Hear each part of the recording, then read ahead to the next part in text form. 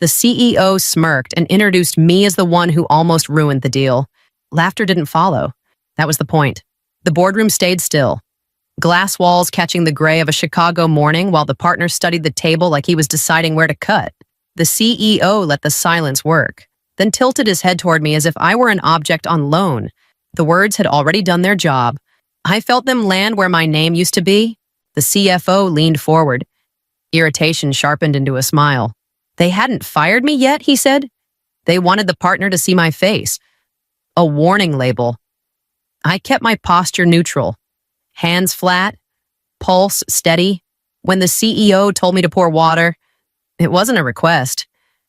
It was theater. I stood and moved around the table. The partner didn't look up. His pen stayed capped. As I set the glass down, I slid a tiny folded marker beneath the coaster small enough to disappear, precise enough to be found by the only person who would notice. I didn't rush. I didn't apologize. I went back to my seat. My name is Marin Caldwell. I am 38 years old. The sentence formed inside me without ceremony, stitched into the moment like a brace. Years of compliance work had taught me what mattered when rooms turned hostile. Control your body. Track the exits. Watch the hands. The CEO's fingers were laced behind his head. The CFO's knee bounced. The partner finally looked up. They wanted my face attached to failure. Fine. Let it be the last face they see before this collapses. He didn't raise his voice. He didn't smile. He glanced at the documents, then at me, then back at the CEO. Interesting, he said, and let the words sit until it felt heavier than the table. Then he asked if I had personally approved the final risk assessment. The room tightened. No one moved to answer. Someone cleared their throat and stopped. I kept my eyes on the partner, measuring the space between what they were pretending and what the records would show. This story is a work of fiction created by our writing team. I felt the shift before it became visible, the moment when a public joke turns into a private problem, and I understood the game they were playing well enough to know what it would cost me if I stayed quiet. Why were they pretending I had signed something I never approved? I didn't go back to my desk. I logged in from the conference room while they were still deciding whether to keep talking over each other or pretend nothing had happened. The file opened clean. Too clean. My name sat at the bottom of the approval page. Aligned perfectly. Dated correctly. Stamped with final authority. The problem wasn't the placement. It was the trail. The metadata didn't breathe the way mine did. The timing was off. The sequence skipped a step I never skipped. A message popped up in the corner of my screen. You should let this go. It came from the person who had taught me how to read these systems. My closest internal advisor, the one who used to tell me where the bodies were buried and which ones were still warm. I typed back that I needed clarification on the approval chain. 3 dots appeared, then vanished. You're making this worse. The reply came. For yourself. The fear landed late. The betrayal landed first. I didn't delete anything. I didn't correct the signature or flag the report. I adjusted the logic around it. Quiet and precise, the way we were trained to do when regulators might be watching. If the document was accessed from outside the internal range, the values would shift just enough to expose the reach. Nothing obvious. Nothing dramatic. Just a record that could not be explained away. Another message. Shorter this time? Stop digging. I leaned back and watched the access logs refresh. Someone was already checking whether the ground had moved. What if the evidence against me hadn't been planted by the people who hated me, but by the one person who knew exactly how to make it stick? The door opened without a knock. My advisor stood there, face neutral, hands empty. He glanced at the screen and then at me, like we were sharing a private joke that had gone stale. You don't want this fight, he said, not unkindly. I met his eyes and waited. Silence has a way of demanding more than questions ever do. He exhaled. Sharp. They need a clean file. I saved my changes and closed the system. The room felt smaller, but the path forward didn't. Whatever they thought they had finished, they had just reopened. I pulled the personnel archive the way you pull a thread you already know will come loose. Names first, titles second, departure reasons last. The pattern didn't show up until I stopped looking for it. Resigned. Mutual separation. Role eliminated. I opened the first file and found the lawsuit tucked behind the exit memo. Personal liability. Professional negligence. The second file had the same structure. The third didn't bother hiding it. Bank records attached. Settlements that chewed through savings and then kept going. None of them landed somewhere else in the industry. None of them ever testified. I called legal and asked, lightly, whether there was a retention policy for post-employment litigation. The line stayed quiet long enough to register. Then a voice I recognized slid in. Careful. Why are you asking curiosity? That's not a good reason. I ended the call without arguing. Curiosity wasn't the issue. Silence was. Every file told the same story once you read past the labels. No clean exits, no soft landings, just pressure applied until someone cracked and signed. I traced one case deeper than the rest. A compliance lead who flagged a routing anomaly and got sued within weeks. The money trail jumped accounts, crossed borders, came back thinner and quieter. A few transfers brushed against a familiar counterparty. Sterling's firm sat at the edge of it. Close enough to touch, far enough to deny. My phone buzzed. A message from my advisor, stripped down to a single line. Drop it. I stared at the screen and felt the floor tilt. If the people before me hadn't resigned, what if they had been erased? The thought sharpened everything. This wasn't about losing a job. It was about criminal exposure wrapped in paperwork, clean enough to pass an audit if no one pushed back. I pushed back and watched the logs update again. Someone was checking my access. Another message came through. This one from an unfamiliar number. We should talk. Privately, I closed the archive and stood. Whatever was moving had noticed me noticing, and that meant the window was closing. Sterling didn't bother closing the door. He stood just inside it, hands empty, eyes already on me like he'd been in the room longer than I had. I know you didn't sign. He said, I want to know where the original is. No greeting, no context. The words landed flat and deliberate. I didn't answer right away. Silence makes people reveal what they think they're hiding. He took a step closer, scanning the desk, the screen, the outlets. You're careful, he added. That's why this is awkward. I don't keep originals. I replied, I keep trails. A corner of his mouth lifted, not a smile. More like approval with conditions. Yeah, you're not wrong, but trails can be redirected. Originals can't. That was the moment it clicked. He wasn't asking out of concern. He was inventorying damage, measuring how much the fall would cost him and how cheaply he could buy the wreckage afterward. He leaned back against the table. When this company cracks, it will do it fast. Markets hate surprises. Boards panic. Prices drop. And you're here to catch the knife. I'm here to make sure it falls where I can reach it. The room felt smaller. Not because of him. Because of what he was assuming I would do next. You need me documented as the mistake, I said. Clean enough to pass scrutiny. His eyes stayed on mine. I need inevitability. The pressure sharpened. He already knew about the forged approval. He already knew legal would move before facts did. He was waiting to see if I would protect myself or protect the fiction. Was he waiting for me to fall or offering me a way out? He straightened, checked his watch. You should decide quickly. Systems close ranks when they smell blood. I don't bleed easily. I said, another almost smile. That's why this will be interesting.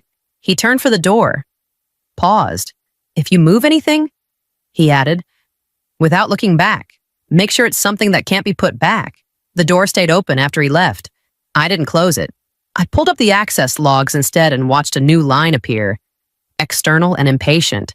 The calendar invite arrived marked urgent and non-optional. No agenda. Just a time and a list of names that told me how this would end if I let it. The boardroom filled faster than usual. Legal took a seat and didn't look up. IT joined remotely. Camera off. The CEO stood instead of sitting, which meant this wasn't a discussion. It was a decision waiting to be read aloud.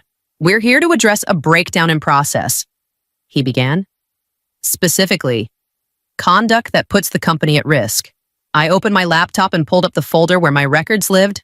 The screen stalled. The folder refreshed. Empty. I tried again. A system message blinked once and vanished. Access denied. My phone buzzed onto the table. An internal alert I hadn't seen before. Permissions updated. I raised my head. My files are gone. The CFO didn't blink. Then they weren't compliant. I switched to the audit server. Same result. Legal shifted papers. Careful not to meet my eyes. Someone on the board cleared their throat and said my name like it was a formality they'd already signed. This will be handled as a disciplined termination. The CEO continued.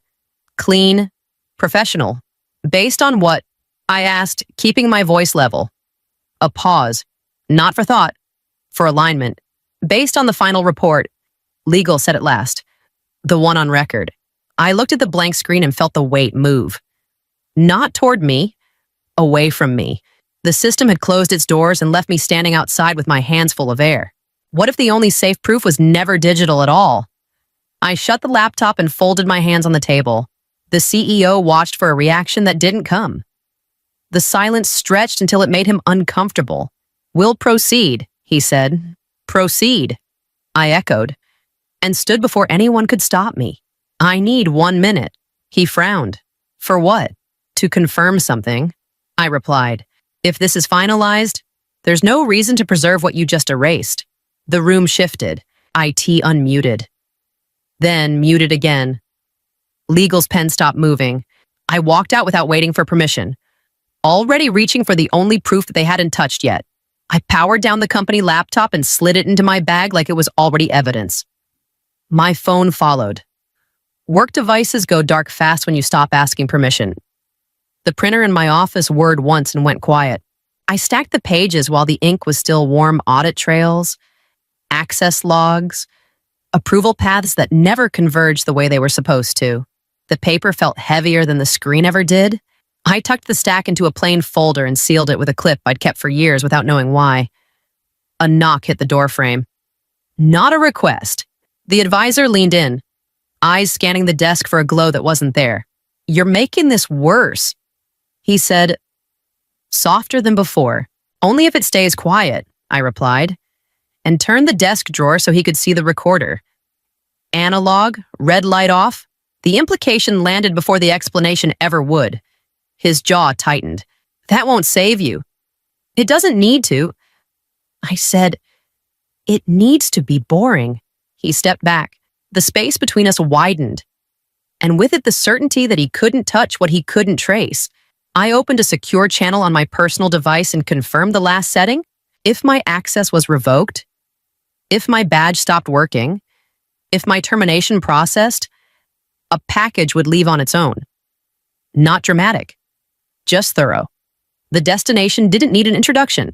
Who would panic first once they realized I wasn't afraid? My phone vibrated.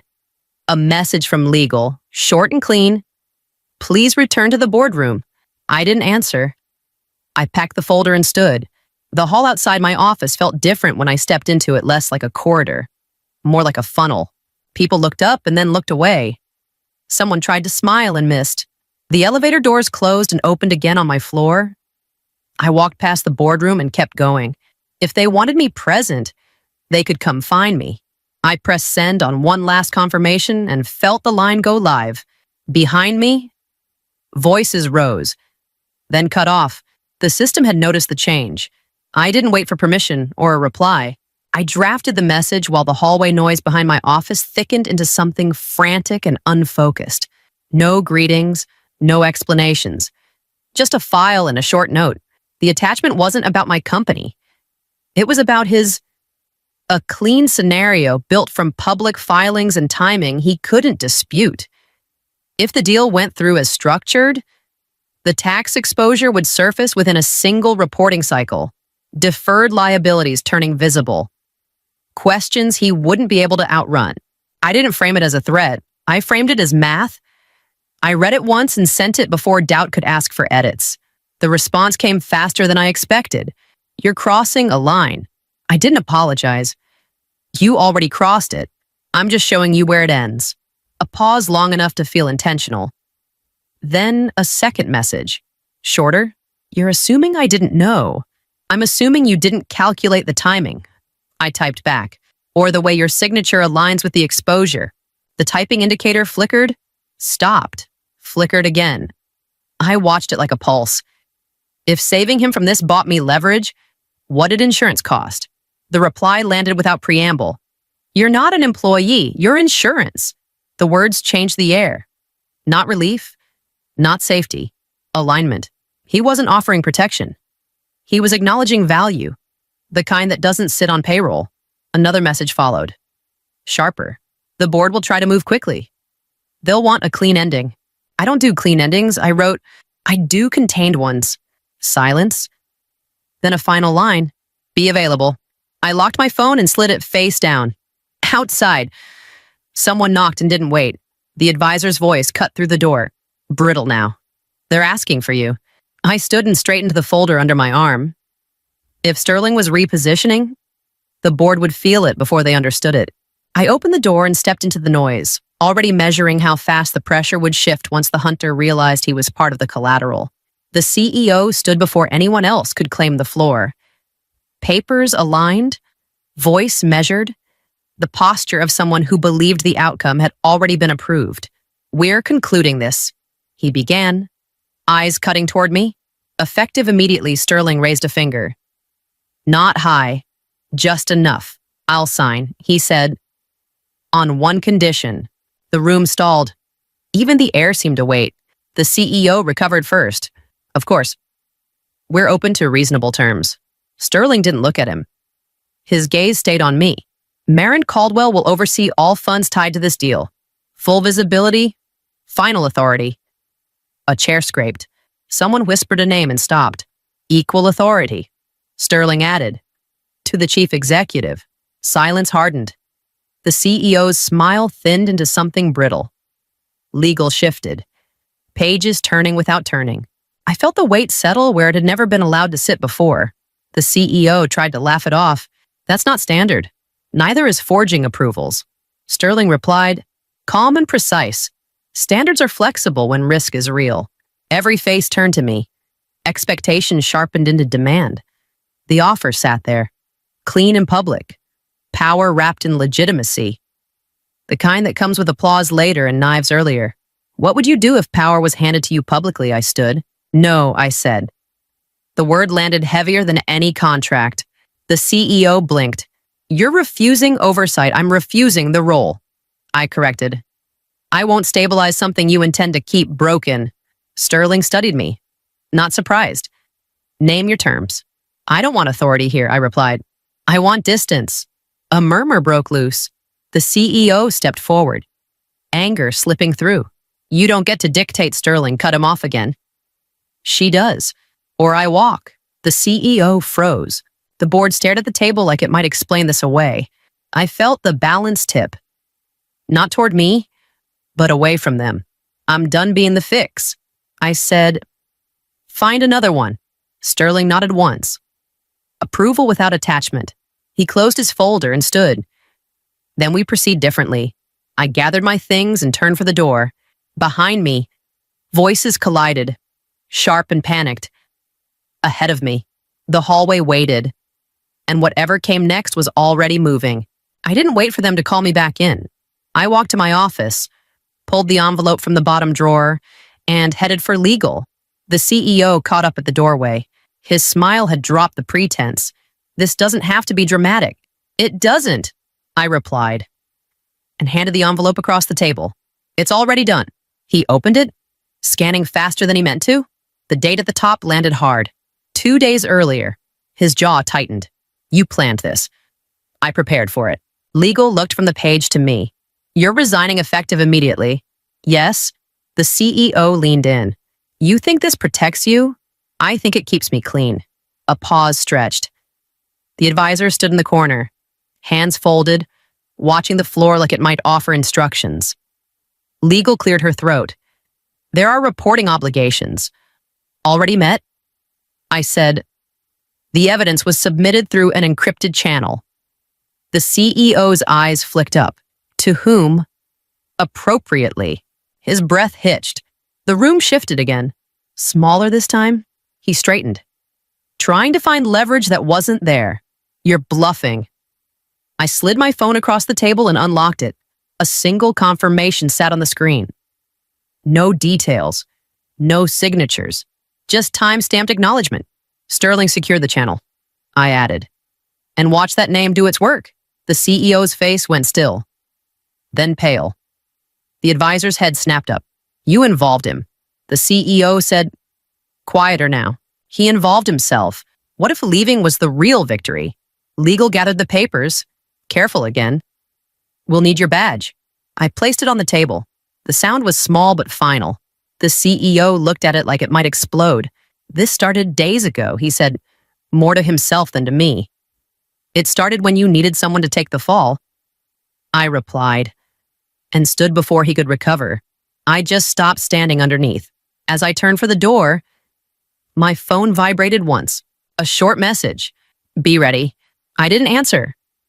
I walked out into the hall and kept moving, knowing the noise would catch up soon enough. The cafe was louder than the boardroom had ever been. Cups clinked. A barista called out names. Someone laughed too hard at a corner table. I sat near the window with my phone face up, hands wrapped around a mug I hadn't touched. The notification didn't arrive gently. Breaking news: federal investigators had opened a formal inquiry. The company's name was there, spelled correctly. The CEO's title followed it. Then the words under investigation. No adjectives. No speculation. Just fact. I exhaled. Not relief. Something closer to release. A man at the next table glanced at my screen and then looked away. Polite enough not to stare. No one knew what that headline had cost, or what it had spared. That was fine. Winning didn't need witnesses. My phone buzzed again. Sterling this time. One line. Clean separation. You did what you needed to do. I didn't reply. I didn't owe him closure. I took a sip of coffee and felt my shoulders drop for the first time in days. They introduced me as the one who almost ruined the deal. They were wrong. I was the one who ended it. The lesson came without drama, the way real lessons usually do. If you stay quiet in a system that needs someone to take the blame, you won't be rewarded for loyalty. You'll be chosen for sacrifice. Boundaries aren't attitudes, they're actions. And they matter most when power is trying to buy your silence. I paid the check and stood outside. The city kept moving, indifferent and solid. That felt right. I walked until the noise softened and the day caught up with me. If you stayed with me through this, thank you. I know stories like this can hit close to home. If you've been in a room where the truth was inconvenient, I'd like to hear how you handled it. Share your thoughts below if you want. And if you're interested in more stories about holding your ground when it counts, feel free to stick around. I'll be here, doing the same. The applause hadn't even died when the folder hit the table hard enough to splash red wine across the linen. For half a second, I thought it was a joke, some clumsy attempt at drama during a victory dinner. Core Sync had just closed its biggest deployment. Glasses were raised. Someone laughed too loud. Then the room tilted. The CEO stood, not smiling, his hand still resting on the folder like he was claiming territory. He didn't look at the team. He looked at me. The word freeloader landed first, not shouted, measured, the kind of word you use when you want it to stick. He flipped the folder open and tapped a page with his knuckle. Ransomware-style code signatures, client exposure, risk, liability. Each word dropped with intent, spaced just enough for the phones to come out. Chairs shifted. A fork clinked against a plate and stopped. Someone near the window whispered my name, then went quiet. My phone buzzed against my palm. One vibration, then another. Access revoked. Effective immediately. The screen dimmed like it was embarrassed for me. Security didn't rush. They never do. They waited for him to finish. When they stepped closer, the distance between us felt final, like a line had been drawn and crossed at the same time. I stood because it was easier than sitting there while strangers decided what I was. My name is Annie. I am 36 years old. The thought came uninvited as I took a breath I didn't trust, standing under the restaurant lights that suddenly felt too bright. 36 years of building systems that didn't lie, reduced to a folder and a pause. I started toward the exit. That's when a voice came from the next table. calm enough to cut through the noise. You left a very distinctive technical fingerprint. I turned. He didn't raise his voice. He didn't lower it either. Just met my eyes like we were finishing a conversation that had started long before tonight. Too distinctive for an amateur. The guard cleared his throat. The door opened. Cold air rushed in from the street. Sharp and real.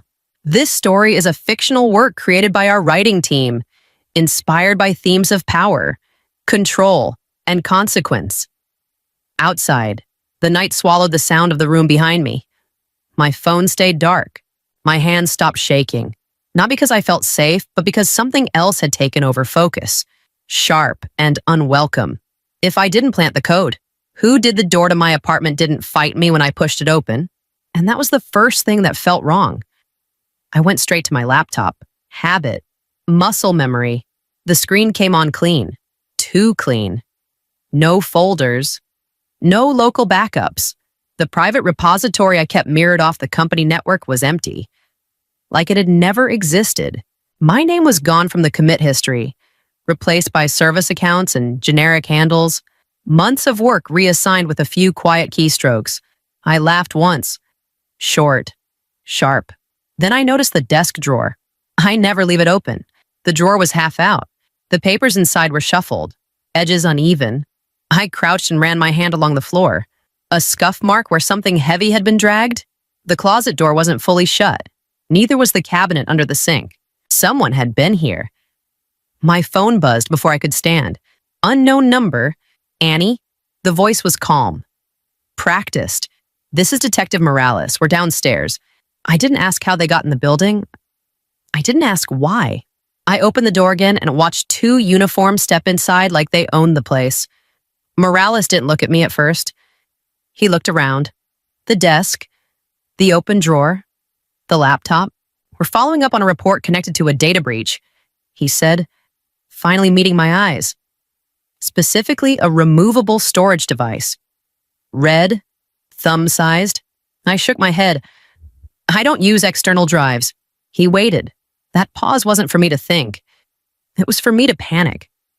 Our information says it was last seen in your possession.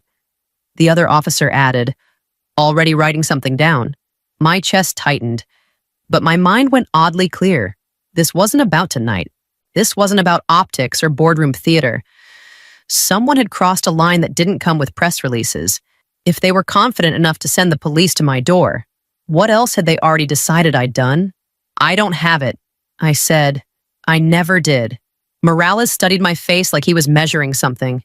Then he nodded. Slow. If you remember anything else, you'll call. They left without taking anything. That was worse. I locked the door and leaned my forehead against it, listening to my own breathing steady out.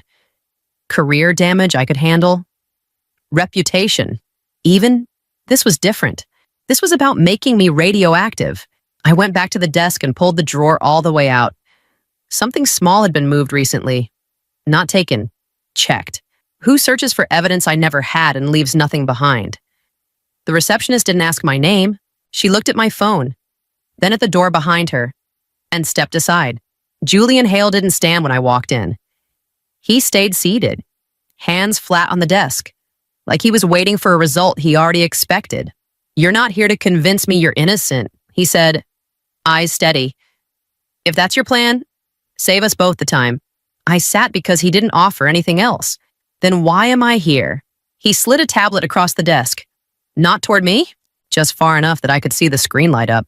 Core sync, he said. Still running? Still bleeding. I didn't touch it. They accused me of planting malicious code. I know, he nodded once. That's not why they fired you. Silence stretched? Not awkward. Calculated. They needed someone to absorb blame. He continued. Someone technical. Someone visible. And someone who wouldn't survive a regulatory sweep. My jaw tightened. You're saying they framed me. I'm saying they plan to erase you. He leaned back. Different thing. I crossed my arms. So what do you want access? The word landed clean. Not to clear your name. Not to fight them in public. I want what they're hiding. My pulse spiked. You want me to break back into their system. I want you to retrieve the data they buried. He tapped the tablet. Anonymized client streams, off-platform transfers, black market sales dressed up as optimization. I stared at the screen, then back at him. You're asking me to commit a crime? I'm asking you to expose one. His mouth didn't move much when he spoke. There's a difference. The room felt smaller.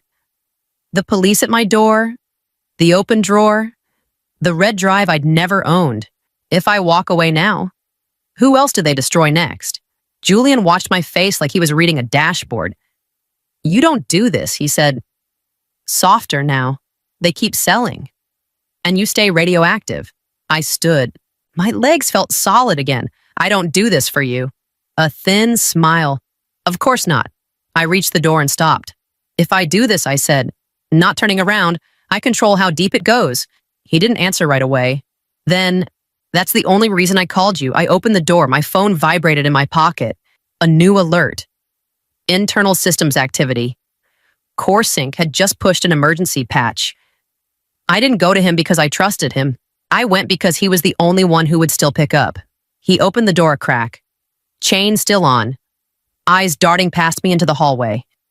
When he saw it was just me, he closed it fast and leaned against the wood like it might give way. You shouldn't be here, he muttered. Already walking back toward the kitchen, I followed. His hands wouldn't stay still. He wiped them on his jeans, then reached for a glass, then stopped halfway.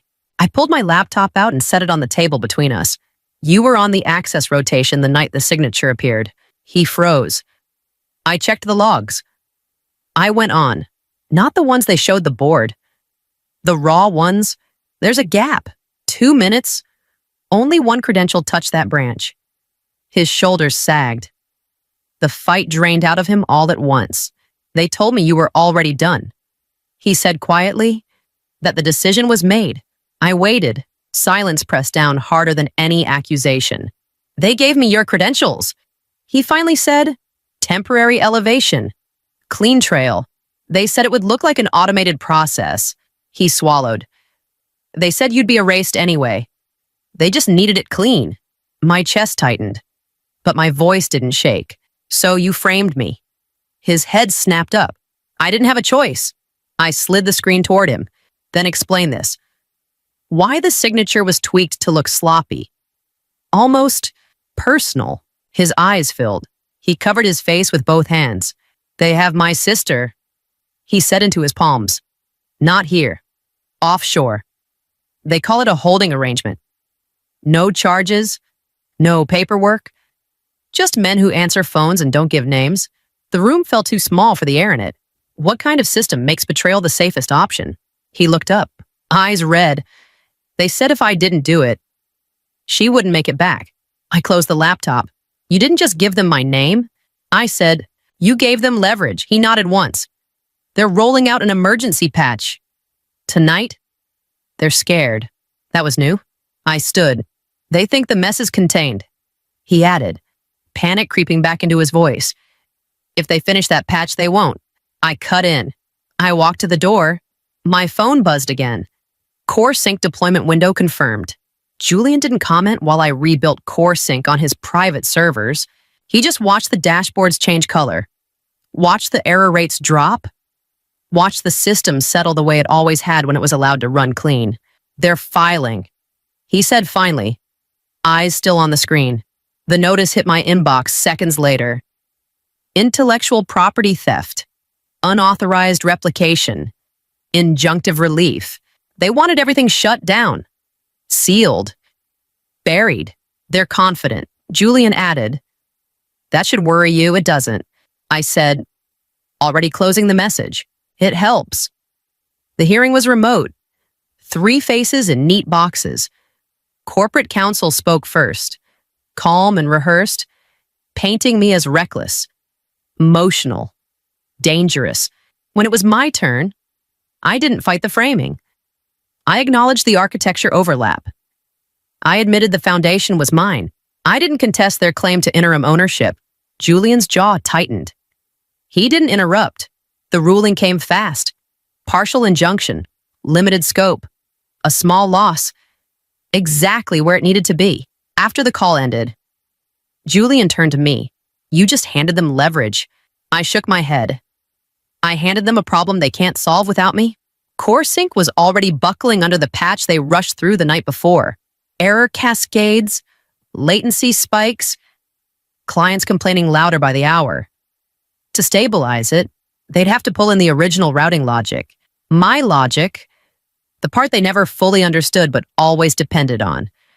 They'd reintegrate it under emergency authority.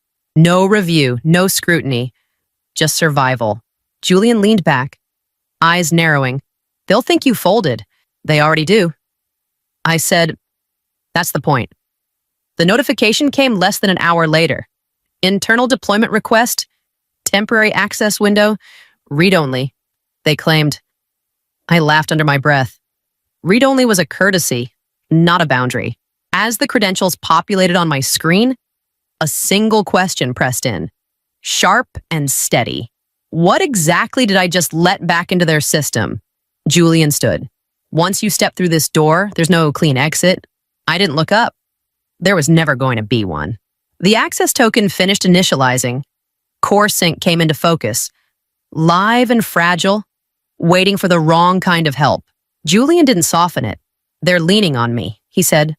Voice flat, regulators, partners, people who don't like surprises. I stayed quiet. Silence was the only leverage I had left. I'm pulling funding. He continued. Effective now. The line went dead before I could respond. No explanation. No apology. Just absence. My phone lit up again. This time with an internal alert I wasn't supposed to see anymore. Unauthorized system access. Active investigation.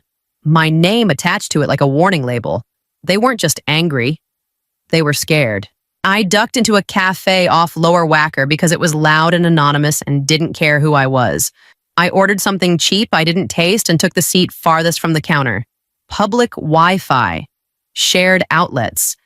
Faces that didn't look twice. My laptop came up slow.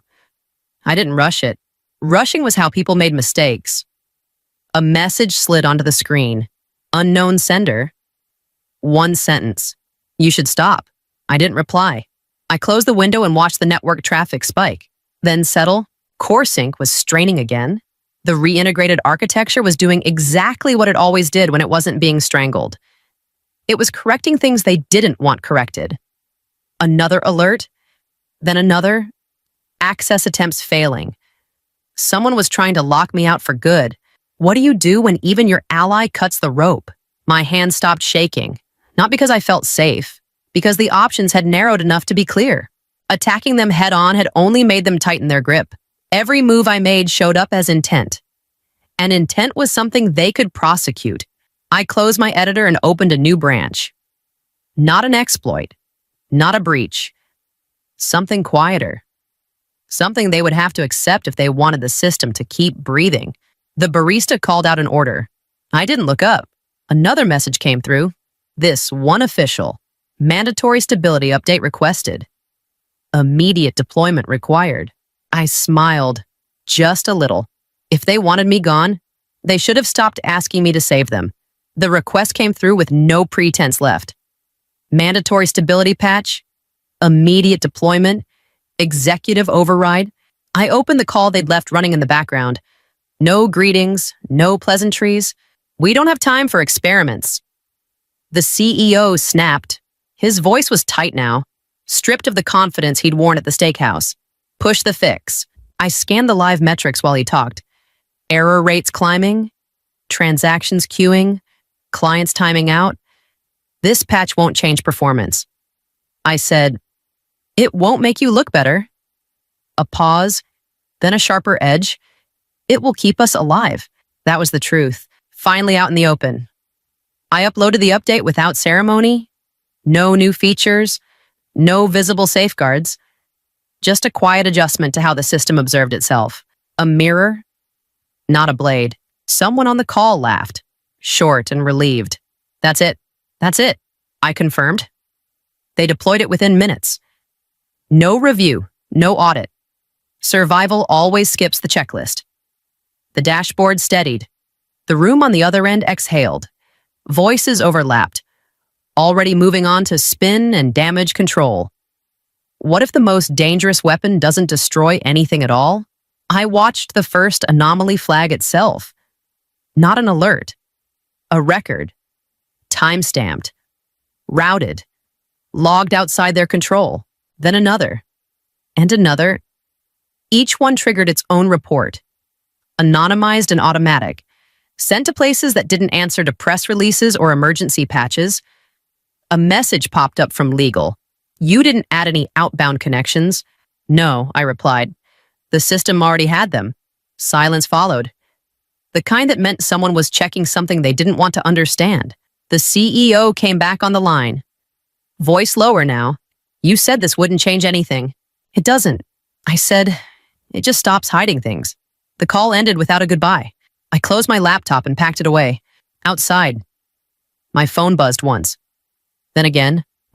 Notifications stacking faster than I could read. Somewhere inside CoreSync. The mirror was working. Patient and precise. Turning every dirty move into a witness that couldn't be fired. They didn't invite me to the press conference. They didn't need to. I watched the live stream from my laptop. Volume low. Fingers still. The CEO stood at the podium like nothing had touched him. Calm voice, confident shoulders. Recovery, stability, enhanced security. The words came easy when no one interrupted. Behind him, the screen lit up with clean charts, green arrows, smoothed curves. Exactly what the room wanted to see. Applause started early. Then the screen blinked. Once, twice, a murmur rippled through the crowd. The CEO glanced back, smile tightening but still in place. Someone off camera said something sharp. The charts didn't return. Instead, a list appeared. No graphics. Just rows, accounts, dates, amounts spelled out in full. Transfers looping through shells that didn't exist on paper. Lines connecting where no connections were supposed to be. The CEO stepped away from the podium. That's not part of the presentation. The microphone picked it up anyway. The list kept scrolling. Transaction chains expanded. A name surfaced near the top, bolded by the system itself. His name, labeled cleanly, without commentary, originator. A woman in the front row stood up. Phone already recording. What am I looking at? No one answered her. The CEO's mouth opened, then closed. Security moved, but not toward the screen. Toward him. What happens when the truth interrupts a live press conference? I leaned back and folded my arms. I didn't feel relief. I didn't feel victory. I felt the weight shift. Slow and irreversible. The stream cut for a moment. When it came back, the podium was empty. Voices overlapped off camera. A man in a dark suit spoke into his phone. Eyes fixed on the screen like it might accuse him next. My inbox started filling. Reporters, regulators, unknown addresses with no greeting and no patience. I closed the laptop before I could read any of it. Outside the frame, the system kept talking, methodical and precise, naming what it had always known. And for the first time since this started, they couldn't mute it. The video replayed everywhere. Different angles, same moment. The CEO stepping back from the podium, his hands closed around his arms. The sound cut before anyone could ask questions. Julian found me an hour later. He didn't knock. He never did. He stood in the doorway of the conference room I'd borrowed. Jacket off now. Sleeves rolled like that made him approachable. You did what I asked, he said. And more. I didn't look up from my screen. Messages kept stacking. Regulators. Reporters. People who hadn't known my name yesterday suddenly spelling it carefully. You controlled the narrative, he continued. That's rare. I closed the laptop. Say what you came to say. He smiled. Not wide. Calculated. Come with me. We roll this into something permanent. Chief Technology Officer. Full authority. Clean slate. I watched him for a long second. The room felt smaller again. What if the person who saved you was just waiting his turn? His smile slipped. Just a fraction. You didn't save me, I said. You rented me. Julian exhaled through his nose. You think walking away keeps you clean? I know it does. He stepped closer. You need protection. Deals like this don't end quietly. I met his eyes. Check your phone. He hesitated, then pulled it out. The color drained from his face as he read. He looked up slowly. You wouldn't, he said. I already did. My voice stayed even. 5 minutes before you walked in, the silence stretched until it hurt. You used me, I added. You just assumed I wouldn't notice. Julian straightened his jacket, the confidence trying to find its way back. You just burned a lot of bridges. No, I said. I refused to stand on them. I stood and walked past him. He didn't try to stop me outside. The noise was rising again. Sirens. Questions. Consequences. I headed toward the exit. Phone buzzing in my pocket. Already pulling me toward whatever came next. The wind off Lake Michigan cut straight through my jacket. Sharp enough to keep me present. I sat on the concrete steps with my phone face down beside me, letting the quiet do its work. The charges were dropped that morning. No ceremony, no apology. Just a short email that said there was no longer sufficient cause to proceed. My name cleared in the same understated way it had been dragged through the mud. No title followed. No offer. No one clapped. A message came in anyway. A former client. One line. You built the only system that ever told us the truth. I stared at it longer than I needed to. Not because I wanted validation, but because it landed clean. No conditions attached. Another notification buzzed. An unknown number. I ignored it. I didn't owe anyone access anymore. They thought deleting my code would erase me. They were wrong. Code can be copied, buried, rewritten. The thing that mattered never lived on a server. It lived in the way I made decisions when pressure showed up and shortcuts looked tempting. I stood and brushed the grit from my hands. The city kept moving behind me. It always would. I didn't need a seat at their table. I built my own. If you let other people define your value, they will rewrite it the moment it becomes inconvenient. The only protection that lasts is knowing where your line is and refusing to cross it. Even when walking away costs you everything in the moment. Thanks for staying with me through this story. If any part of it felt familiar, I'd like to hear what stood out to you. Leave a comment and share your take. If you want more stories like this, where boundaries matter and choices have weight, follow along and keep reading. The first thing that broke was my phone. It vibrated once on the cafe table. Then again.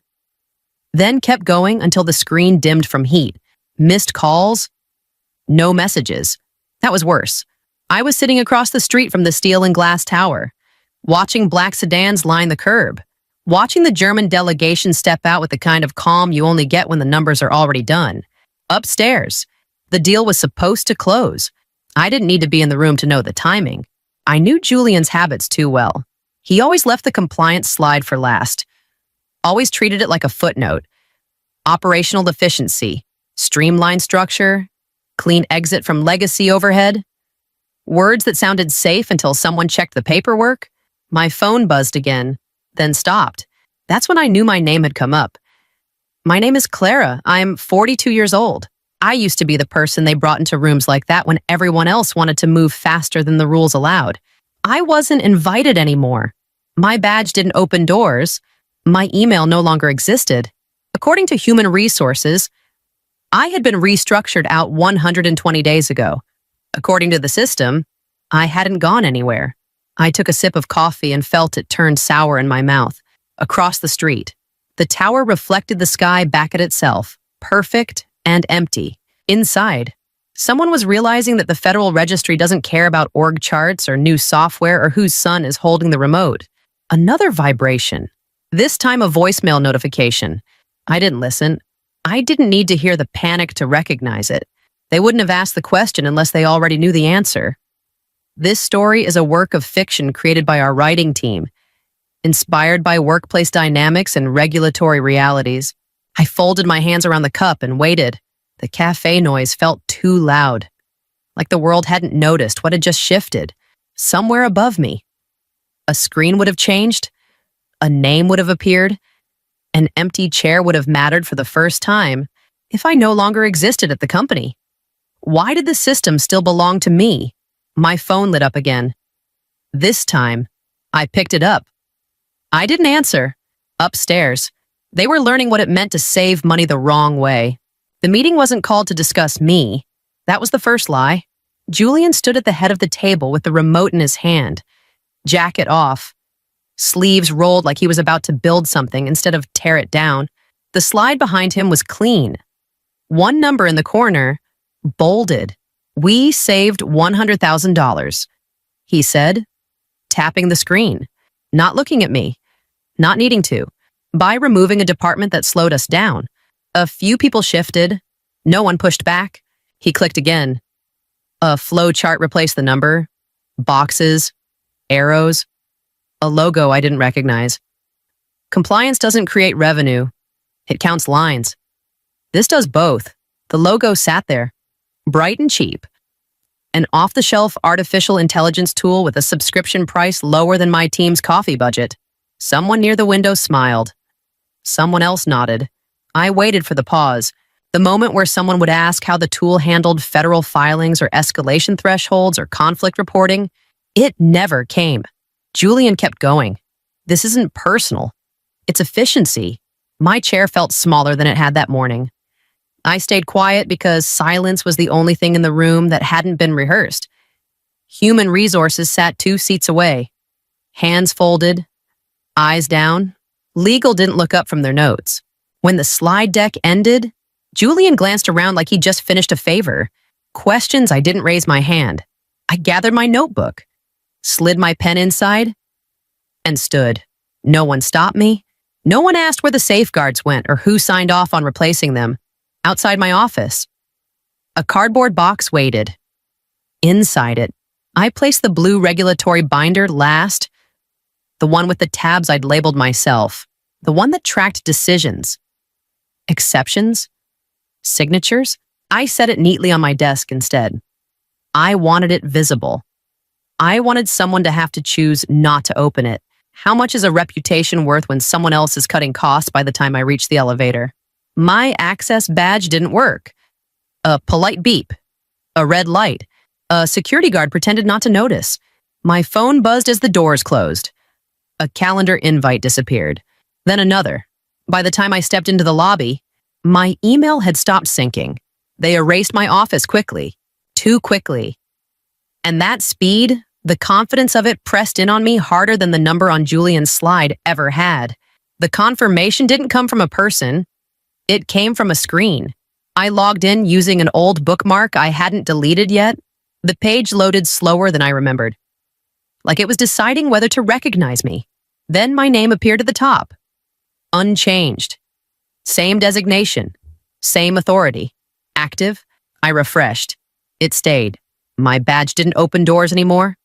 My email bounced, but the Federal Compliance Registry still listed me as the primary authority. No replacement.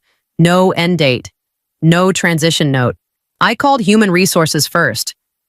The line rang longer than it used to. That was legal. Came back through the receiver after a pause. They handle filings. Legal answered on the third ring. A voice I knew, clipped and careful. HR should have submitted the update. So no one did. Another pause. Shorter this time. Your access was removed. That wasn't the question. Silence stretched just enough to become an answer. Removing a name from the registry costs money. It requires board approval, paperwork, time. Someone had decided none of that was worth it. It was easier to lock me out and leave the record untouched. Cheaper, quieter. They wanted the protection without the person. An unpaid legal shield. My phone lit up with an internal number I still recognized. Legal again. The tone had changed. Lower. More contained. We'll clean it up next cycle. Next cycle was months away. Months where my name absorbed risk while someone else took credit for speed. If the system failed, whose signature would regulators call first? I need written confirmation. I said, a breath on the other end. There's nothing to confirm. Then put that in writing. The line went dead. I sat there longer than I meant to, watching the page as if it might blink and correct itself. It didn't. The system was doing exactly what it was designed to do, assign responsibility to the last person officially standing. My phone buzzed again. A calendar request from legal, marked urgent. No details. Just a time and a subject line that made my jaw tighten. Responsibility confirmation. I didn't decline it. I didn't accept it either. I closed the app and took a screenshot of the registry instead, saving it twice. Whatever was coming next. They were already choosing their version of the story. The call came after midnight. Not late enough to be an emergency. Early enough to feel deliberate. I let it ring once before answering. The voice on the other end hadn't changed. Still calm, still measured. The same voice that used to correct my drafts with a red pen and a nod. You should check your email. He said, no greeting, no preamble. A document was already there. Responsibility confirmation. Clean title. Neutral language. Too neutral. Sign it. He continued, this doesn't have to get messy. I'll arrange compensation. Quietly. I opened the file. The dates jumped out before the paragraphs did. Old dates, wrong dates. A neat attempt to pull the present backward and make it look continuous. Backdated responsibility dressed up as administrative cleanup. You're asking me to take ownership? I said, a pause. Short, controlled. To acknowledge continuity. Julian's new system sat between the lines. The missed checks, the automated approvals, every corner cut wrapped into a document that would make it all mine. You were always thorough, he added. This protects everyone, including him. I scrolled once more, slower this time. The language was careful, but the weight was obvious. One signature would transfer months of risk onto my name and seal it with intent. They weren't asking me to help. They were asking me to disappear properly. How long did they think I'd trade my future for the comfort of their timeline? I need time. I said, you don't. Came back immediately. The first crack. The board meets tomorrow. I closed the document, hovered over the reply field, then moved my thumb to the other option and pressed delete. The call ended without goodbye. I sat there longer than I should have, watching the empty inbox refresh like it might argue with me. It didn't. Silence settled in. Heavier now, but cleaner. My phone vibrated again. Not a call. A calendar alert. Auto-generated. Marked mandatory. Same subject line. Same pressure. Different tactic. I took another screenshot, backed it up, and set my phone face down on the table. If they wanted an answer, they were going to have to wait. And waiting, I knew, was the one thing their system couldn't afford. I didn't announce anything. I didn't set an out-of-office reply. I packed light and left before sunrise. Phone on airplane mode. Notifications stripped down to nothing that could pull me back by accident. They kept trying anyway. A voicemail arrived while I was still in transit. Then another. Different numbers. Same urgency. Calendar holds stacked on top of each other like they could block time I no longer offered. I let them sit. Availability had been doing too much work for them already. I knew the timetable without checking. Final diligence window. Board alignment. Signing prep. The moment when someone asks for a confirmation no software can generate. I also knew exactly when my silence would stop being inconvenient and start being dangerous. I wasn't breaking anything. I wasn't touching their files or logging into their systems. I was doing the one thing they hadn't planned for. Nothing. A message finally pushed through from legal, flagged high priority, 3 sentences, all pressure, no facts. A request framed as a reminder. Then a reminder framed as an expectation. The language shifted just enough to tell me they were running out of room. I set the phone face down and counted to 10, then 20. I imagined the meeting rooms filling, the questions circling closer to the edge they didn't want to name yet. If absence was neutral, why did it feel like leverage by the second day? The tone changed again. Shorter, colder, less polite. A different voice tried. Then another, each one assuming I'd flinch first. I didn't. Compliance isn't about presence. It's about validation at the exact moment risk turns real. Remove that, and the structure keeps moving until it doesn't know how to stop. Late that night, a new alert broke through the silence. Not a request this time. An internal memo forwarded by mistake. My name sat at the bottom, typed where a signature should have been. I took a screenshot and saved it to a secure folder. Then I powered the phone down completely. They were improvising now. And improvisation, at this stage, meant someone was about to make a choice that couldn't be undone. I learned about the signature from a forwarded memo that wasn't meant for me. The subject line was bland. Compliance alignment.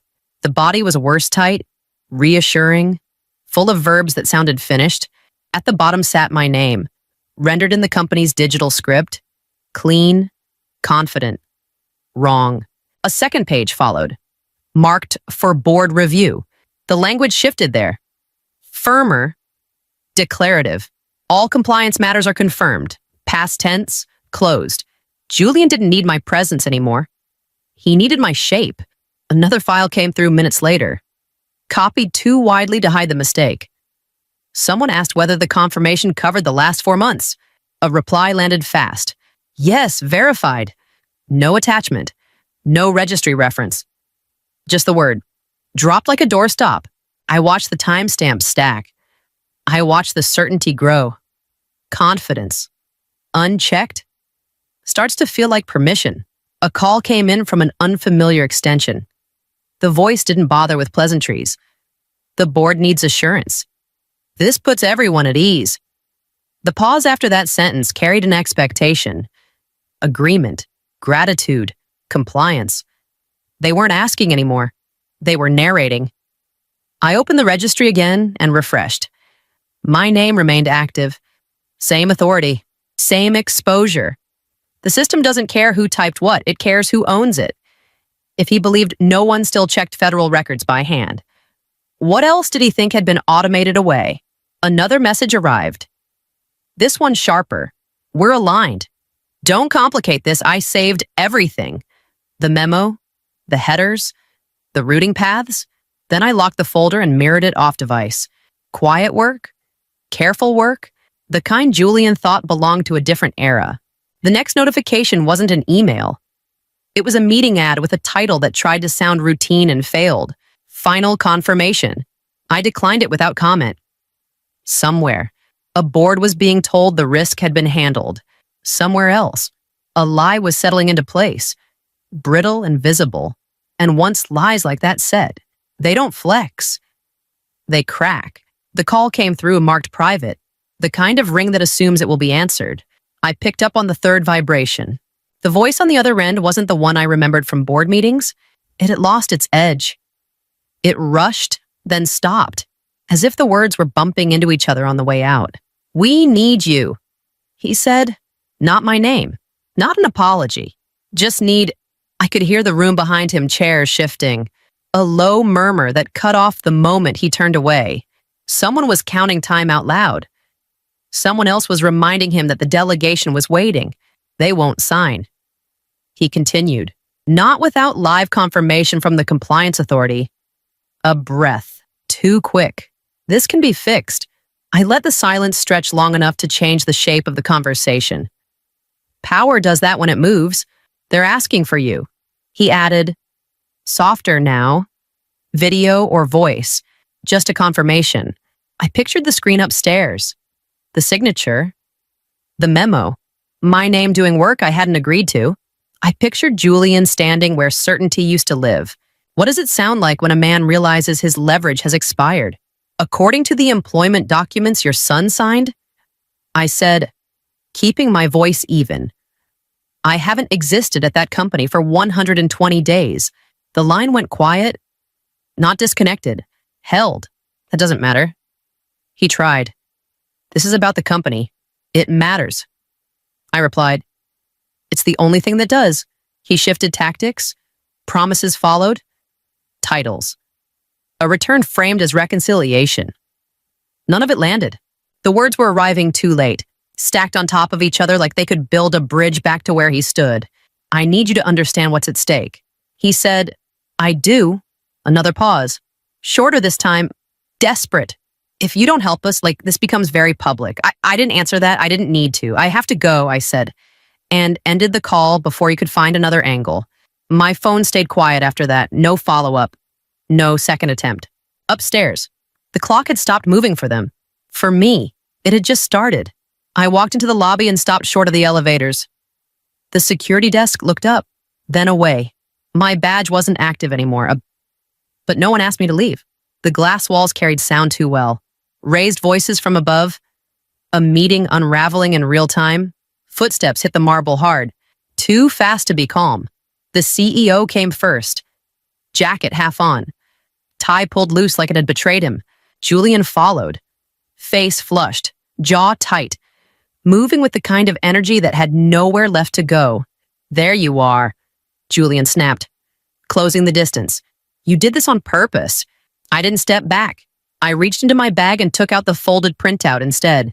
The registry page. Crisp, dated. My name still anchored to the role they claimed no longer existed. He laughed once, sharp and brittle. "That's outdated." I unfolded the page all the way and held it between us. It refreshed this morning. The CEO's eyes dropped. "He didn't touch it? He didn't need to. You could have fixed this." Julian pushed. One call, one line. Fixing it would have meant lying. I answered. "You already did that part." His voice rose.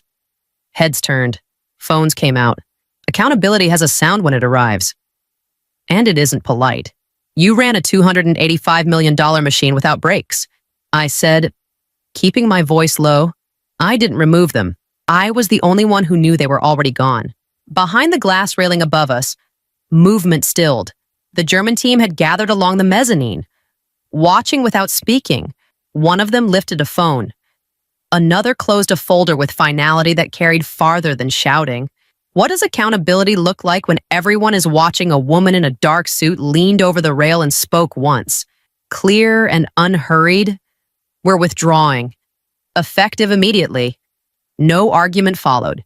No bargaining. The words landed and stayed where they fell. Julian turned back to me, searching for something that might still work. There was nothing left to offer. I folded the registry page again and put it away. The elevators dinged behind me, empty and waiting, but I didn't step inside. I didn't need to go anywhere yet. The pressure had shifted, and it wasn't mine to carry anymore. The fallout didn't arrive all at once. It came in pieces, each one heavier than the last. An unfamiliar number lit up my phone the next morning. The voice on the line was controlled, practiced. "We're opening an inquiry into recent filings." No accusation yet, just confirmation that the record had been noticed, that the paperwork Julian thought no one read had been read carefully, line by line. By noon, the market reacted, not with panic, with distance. The credit desk called it a downgrade. Short, clean, no emotion attached. Value slid quietly, the way confidence leaves a room when no one is watching. Julian didn't call me. His name surfaced anyway, threaded through messages I wasn't meant to see but received all the same. Phrases like personal exposure and individual liability replaced his old vocabulary of speed and scale. Someone forwarded an internal note by mistake, then tried to recall it. Too late. The language was there. So was his signature. How fast can a company fall once the truth is documented? Another call came in that afternoon. This one waited for me to speak first. I didn't. "We're reassessing our North American strategy," the woman said at last. Her accent was familiar now. Calm. Exact. "We need someone independent. Someone who understands where systems break before they do." She didn't promise safety. She didn't offer flattery. She named the role and paused, letting the weight of it settle between us. "I won't clean up anyone's mess quietly." I said, "That's why we called." I agreed to a meeting. Nothing more. The silence after felt earned. Later, a final message slipped through from an old address. No greeting. Just a sentence asking if any of this had been necessary. I didn't answer. Necessity had never been part of their calculations before. I closed the thread and set the phone down. Outside, the day kept moving. Inside the company I'd left behind, something essential had burned away, leaving only what could survive inspection. The office they gave me faced the river. Glass, quiet, a desk that didn't wobble when I leaned on it. The first meeting ended early because no one tried to rush the checklist. When someone asked for a shortcut, the room waited for the answer instead of assuming it. An email slipped in late afternoon from an address I didn't recognize at first. Then I did. Short, defensive, He wanted to know why I'd been so ruthless. He wrote as if speed had failed him and language might save him instead. I closed the message without replying. Another window popped up with a draft report open on my screen. Names aligned with responsibilities. Dates matched actions. No ambiguity left to hide behind. The work felt familiar in my hands, steady and exact. When a director pushed back, I slid the registry across the table and waited. The push ended there. Later, a junior analyst hovered at my door, unsure. I nodded him in. He pointed to a line item and asked if it really mattered. I showed him how one unchecked line turns into a chain reaction. He listened. He wrote it down. That night, as the building thinned out, I reopened the old insult in my head and set it where it belonged. I never made the company money. I decided whether the money they made could legally belong to them. Here's the lesson I earned the hard way. Boundaries are not attitude problems. They are safety systems. If you remove them to look efficient, you don't move faster, you remove the brakes. And when something fails, the record remembers who was responsible. I shut the file and powered down. My name wasn't a ghost anymore. It didn't need to be loud. It only needed to be accurate. Thanks for staying with this story. If it hit close to home, I'd like to hear what part stayed with you. Drop a comment and tell me. If you want more stories like this, well, follow along. I'll keep telling them the way I lived them: clear lines, firm exits, and no signatures I don't own.